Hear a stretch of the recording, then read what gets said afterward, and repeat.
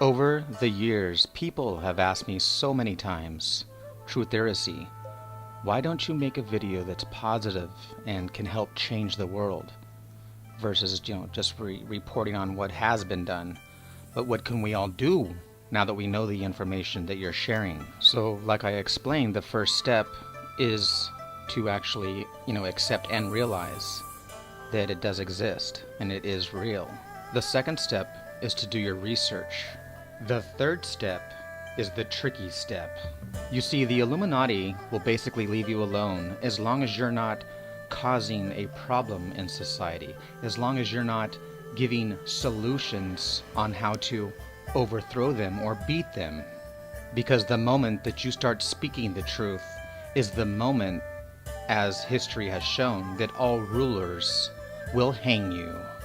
So if you actually start a movement outside of the false flag movements that they make, if you actually make a real movement and people start to follow you and listen to you and change, that's when they'll come after you and infiltrate you and overthrow you. So I've actually waited years to make this video. I didn't know when I would make it, I just knew the time would be right. And just this morning I realized that the time is right. You see, everyone speaks about a revolution. They want to have the anarchists take over, thus throwing down the Illuminati, and then the people can once again rule. The problem is that the people, the anarchists, the ones that want to have a revolution, they are the ones that don't have the concept to actually know how to rule and guide the people. They don't have all the organized institutions set up. In other words, if you overthrew the government today, tomorrow who's going to run the government? Who are these people that are now going to take over the government? So this is exactly why they go to great measures to make sure that no one does ever actually accomplish that goal as they actually did. So like I explained, they use the ignorance of the people against themselves, from religion to government, everything. And that's how the few are able to own and manage the many. So we are the body of the Illuminati pyramid. They are the head of the pyramid, which is the pinpoint of the pinnacle. So we are the body and they are the head. The head controls the body. So you see, we are all part of the Illuminati pyramid. I just recently made a video about Jim Carrey and how he came on the Jimmy Kimmel show and did his whole Illuminati tongue symbol. So to the average person watching it, you assume that Jim Carrey is just coming out being silly. Jimmy Kimmel responds going, "Oh, what is that, a gang sign?" And he goes, "Oh, you don't know what that is." And Jimmy Kimmel goes, "No, I don't." The whole thing is scripted from the word go.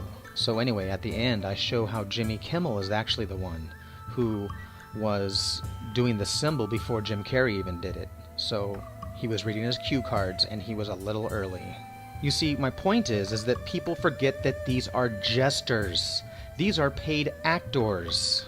So folks, wake up. They do rehearsal shows. They know exactly every step of the way the scripted lines. So Jim Carrey didn't come on the SNL show and say, "Oh, I want to be a horned red devil. I want to be Elvis." No, that's the script they have, the agenda they have, and the actors fulfill what the owners want. So the Illuminati Hollywood film of Dumb and Dumber is got to be promoted. So Jim Carrey is hired to come on the Jimmy Kimmel show, and he either does his job and he performs as directed, or else he is not going to get paid, and he certainly will not be famous. He would be blackballed. So either you play the game or you're out of the game. And if you're out of the game, you're poor and broke. So like I've said for years actually, is that we're all the character of the fool or the jester. We all must perform and be the body for the head. We are all chained to the obligations of the system. So we either do the devil's work, the jobs that we have to do, that we hate, for the system, in order for the system to work the way it is. So if you don't follow the system, you get cut off. So the problem lies in the fact that we allowed wickedness to seed itself and thrive and overgrow our garden by those who control our head. So we must, and we will one day, make sure that the head of those who govern us are us, have our best interest at heart. Real people with real hearts, not these fake jesters, these politicians who do and say anything for self-interest of the order. Have you ever heard the expression that there is a fine line between love and hate? Well, there is a fine line between being in total control and being totally out of control. So since we were kids, they would ask us, well, if you can create a better system of government and everything, then go ahead, try to create it. And we'd write them as, little essays in school and stuff, and realize that, wow, the system they got is really good, and it'd be really hard to make a system work and everything. So I propose an answer to this dilemma, and that is that I say we use the same exact system that they are using today, with, of course, some obvious tweaks. So you see, the system can run just as it is, but instead of taking and raping those huge profits for a small handful of the people that are the head of the body, I say that we share it all with everyone, and we all share the wealth. I mean, seriously, imagine the paradise that we could create and live in. So you see, no one really understands how our system of life works, the matrix they have created for us.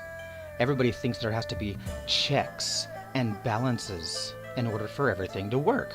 But it's the biggest crock of crap ever. The system that we use today is based upon bullshit. You see, there is no checks and balances whatsoever. Trillions and trillions of dollars have been lost by the government, but yet everything seems to be going fine. You don't understand that they print the money for free. They can print all they want, but no, they have to take it from us and make us pay it back to them in taxes and make us feel guilty and donate. Give to your church and registrations, and it goes on and on and on. So our system does not run and flow by checks and balances.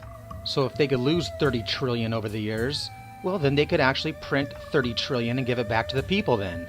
You see, folks, the system works as it is. It doesn't matter if you take out 40 trillion or put in 50 trillion. It doesn't matter, because the way the system is set up, all the money and the profits are funneled to a handful of people, and that's the problem. You see, the truth is, they could give each one of us $1 million today of the world. Every person has $1 million cash. What are you going to do with that $1 million? You're going to go out and you're going to spend it, which goes back into the system and flows all through. But they don't want us to have $1 million. They want to have $1 billion or $1 trillion so that we can have $1. So you see, all of the people, or the sheeple, the hard workers, the ones that actually make the system work, the ones that should be profiting off of their hard work, give it all away to those who don't work. So like I said, all we have to do is replace the head. So the head will no longer be self-absorbent and taking all the majority of the profits. So think about it. The banks, they have all of our money in it. Trillions of dollars.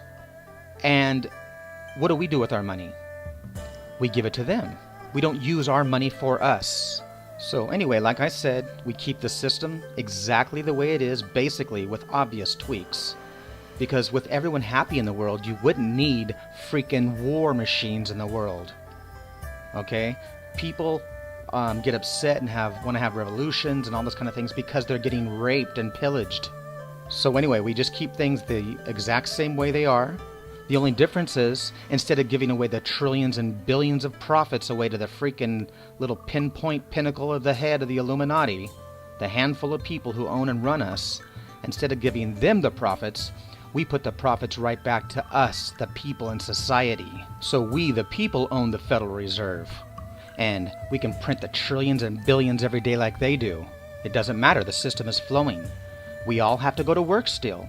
The only difference is, you'll be making freaking millions of dollars that you can go out and spend in the world. We can build, well, not a Disneyland, but we can build, great things, entertainment things, education things in every single city. Imagine it. Trillions of dollars to be spent for all the people that actually live in that city. Not the head of the Illuminati in every city raping and pillaging all the wealth of every city of the world, but all of that wealth going right back to the people. So you know how I always teach about this bipolar, dualistic principle of the Illuminati? The complete opposite, as above, so below. Well, the more I think about it, the older I get, I grew up with them saying that communism is so horrible. I mean, you said the word that guy's a communist. Shit, to me, and even to this day, that word, I feel like that freaking guy raped somebody, he killed somebody, he's a freaking monster, he's a communist. I mean, that's, even, like I said, to this day, I still feel that way. That's just, that word has been, programmed in my mind to believe that that's horrible and wrong. We need free enterprise. But what that really means is, we need to be able to rape and fool the fools. So I'm not saying I'm a communist whatsoever. I'm not saying I'm anything other than a human that was born upon this earth, like everyone else. And like I always say, we all have the same wants and needs. So don't give me this crap about how we're so different, because we're not. And for those that challenge me on that, I challenge you. You make your list of how we're different from one another, and I'll make my long list of how we're all exactly the same. I guarantee the bipolar opposite of this existence, of this matrix that we live in, there is another bipolar existence that would be the complete opposite of this, would be a paradise, would be, a place where all people get along and all people are conditioned and programmed to love one another, to accept one another, not raised with the idea and concept of division, of choosing which team that you want to play on in the game. And we can change our game of life that we live in and play in. We can change that if we just take this small microcosm concept of the ideas that I put here today, and we turn it into, and we plant the seed and turn it into the macrocosm paradise that we all could actually be living in, instead of this freaking hell that the vast majority, and suffering that the vast majority of the world has to go through. So I understand that even the most simplistic things can be very complicated.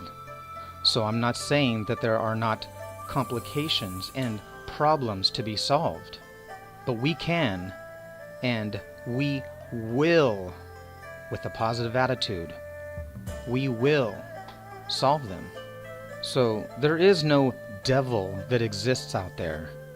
This is the devil that plays the character that represents the evilness that you find in primitive man. But evilness is weakness, and anyone that actually has the flowing energy of love within them knows that I speak the truth. Love is more powerful than evilness. So don't wait around for some God to come save you, because what you don't realize is God has already saved you by giving you the mind to grasp and understand and produce the world that you want to live in. You see, God has already saved us all, so God already gave us salvation by giving us our hearts and our minds, which is the only truth that we can truly follow. Thank you for listening. Peace, love, and wisdom. True Theresy.